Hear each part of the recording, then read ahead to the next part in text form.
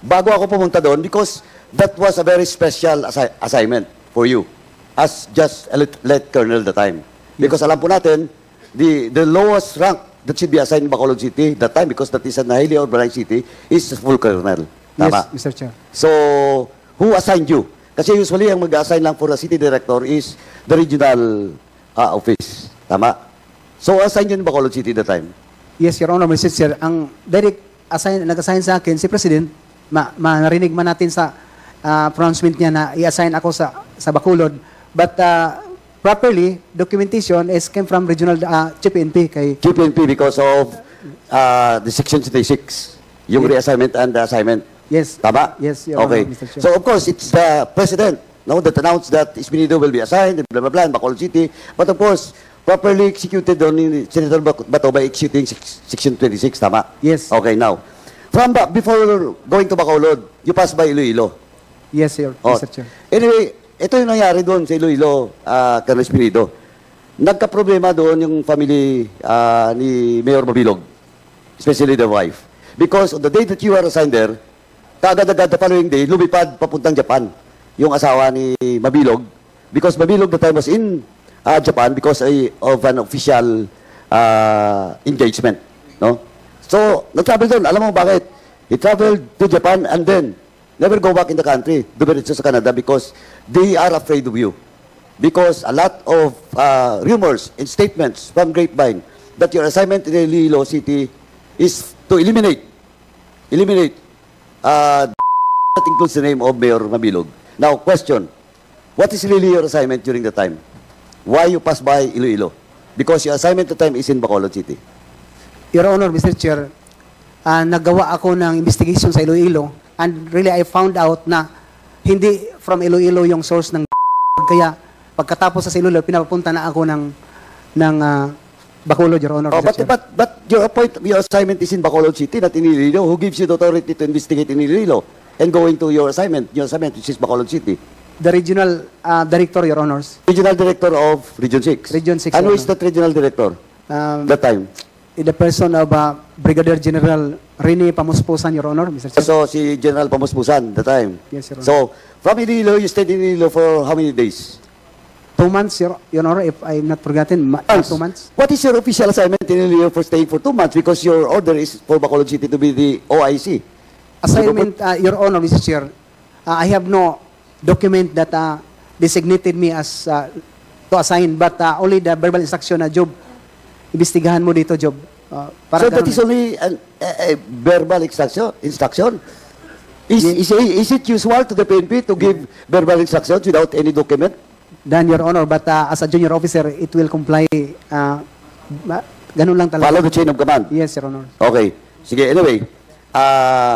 Mr. Chairman, kaya binanggit ko yun because that statement of Colonel Espinido only confirmed that indeed he was in Iloilo at saka sinabi ko rin na dahil kaya nandun siya is to investigate but it frightens and threatens the life of the former Mayor Mabilog. That's why ako, Mr. Chairman, in open and public statement, that was a statement coming from the former President nung he berated then Mayor Jed Mabilog. That's why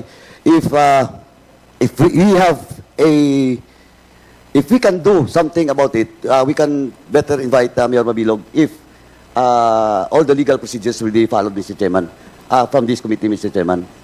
Kasi malaga yung presence din ni Mayor Mabilog just to confirm na indeed, pagdating niya, hindi na siya bumalik. No? At the same time, yung statement ni former President Duterte, di ba? Kino-confirm niya yan, di ba? In public. Yes. Sinabi niya yan, yung kay Mabilog, di ba? Yes, Mr. Chair. Tama, okay. Now, let's go to Bacolod City. So you were assigned because of Section 26. Now, during the time, you mentioned kanina about a certain elected public official that was delisted through yung PRD list. Oh, PRD list. Okay. Kasi, with due respect to Colonel Espinido, he cannot really determine whether the PRD list and the PDL list is just the same. Because I talk also to the media, it's so different. And until now, the PRD list still exists, and the PDL list still exists. And they cannot validate the PRD list because of question of legal procedures that should be followed. Anyway, I just want to make it on record, Mr. Chairman, that Colonel Espirido is not in a sorry po, you're not in a position to conclude that the PRD list and the PDL list is one and the same. Okay? Now, you mentioned about a councilor or an elected official that was in the list. Is it Councilor Kanotan? Kasi you mentioned about the resort and everything. Because Kanotan, former Councilor Kanotan, was the owner of Camp West 1, Highland Resort, in Bacolod City. You confirm? You mentioned that, Your Honor, Mr. Chair. Yun ang sinabi ko. Okay. So, but before you assign in Bacolod City, this is a parochial, Chairman, no? I hope maintindihan ng mga members dito. This is a parochial, but ito po kasi, it only shows that this is the policy of the President. Because, Kanotan, do you confirm that he was ambushed, but fortunately, he survived? Hindi ko na narinig yun, Your Honor, Mr. Chair, na naambush. For that, why Colonel Ebrio was, in your own knowledge, why Colonel Ebrio, the then Chief of Police, was relieved and replaced by you? Though light colonel lang yung rank mo. Actually, Your Honor, Mr. Chair, na-assign ako doon as Deputy City Director for Operation lang. Who is the Chief of Police that time? Si Vinyas, Your Honor, Mr. Chair, si Colonel Vinyas. Colonel Binyas? Yes. Yung Binyas na, who is now, Attorney. saan siya na kayo na-assign? Hindi ko ngayon siya alam, Your Honor. Basta abogado yun siya na Colonel, na siya ang City Director ng Bacolod. Anyway, okay. Now, ganito po, Colonel Espirido, you were assigned Bacolod City and you recommend the delisting of the name of Kanotan because sabi mo nga kanina, that is all political motivated. Yes, Your Honor. Tama? Yes, Ikaw Your Honor. nag-recommend. Yes, Your Honor, Mr. Chair. Now, sinong kinausap mo for the name of former Councilor Kanotan to be delisted? May mga operatives ako sa... I'm not only Deputy City Director for Operation, Your Honor, in Bacolod.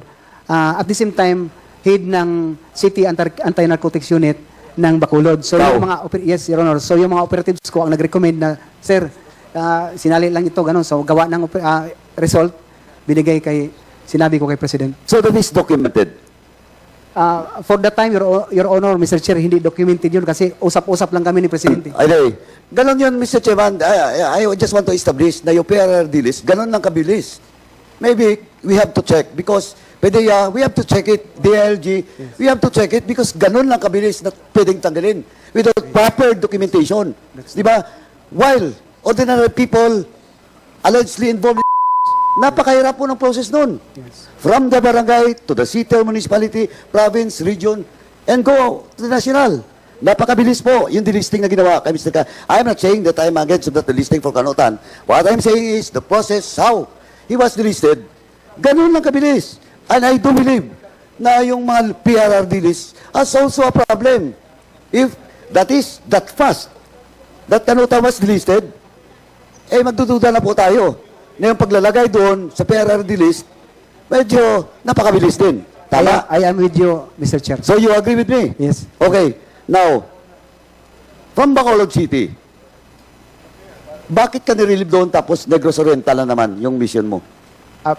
Bacolod City, Your Honor, na kuha natin yung mga elected officials and there is one involved nga ng PDEA, member ng PDEA. Going to ang investigation kasi, Your Honor, pag makuha mo yung mga sila na magsabi kung saan galing yung source ng kung susundan mo yun palagi, going talaga yun. So marami ang paraan na para makuha natin yung kung mamatay yung mga wala ka nang makapagsabi yung statement mo na madirekta mo sa pagsasabi. Going na nandoon na nahuli natin na ang from Negros Oriental dalhin sa Bacolod, yun na ang... Okay. But is that an official again? Or an order coming from General Bato na yung pagpasok mo doon sa Negros Oriental? Yung investigation Your Honor na result, sa akin na yun talaga na ako na nagsabi na yung... Kaya nga, tinatanong kita, is that an official function of yours? Yes, During the sir. time that you are the Deputy for Operation? Yes, Your Honor. As also a chief of anti-narcotics na city. Pero pumasok ka na sa Negros Oriental. Dito lang ako banda, Your Honor, sa Bacolod lang talaga. Pero ang information revealed that came from... So you never went to Negros Oriental? None yet. Okay, ganito lang po. Balikan ko lang po yung nangyari kay Kanutan. Fortunately, nabuhay. Okay, but you said you're not familiar with that. Yes, sir. But, eto lang ito theory, no? Kaya kayo na-sign doon because during in one occasion in Bacolod City, right after Kanutan was ambushed, fortunately, he survived. Because he is the council of Bacolod City, then Colonel Ebrio sent PNP personnel to secure at Riverside Hospital. Kasi elected public official siya eh. Doon nagalit po si Presidente at saka si Senator Bato. Bakit daw binigyan ng security ang isang nasa drug list? HPT pa. High value target pa.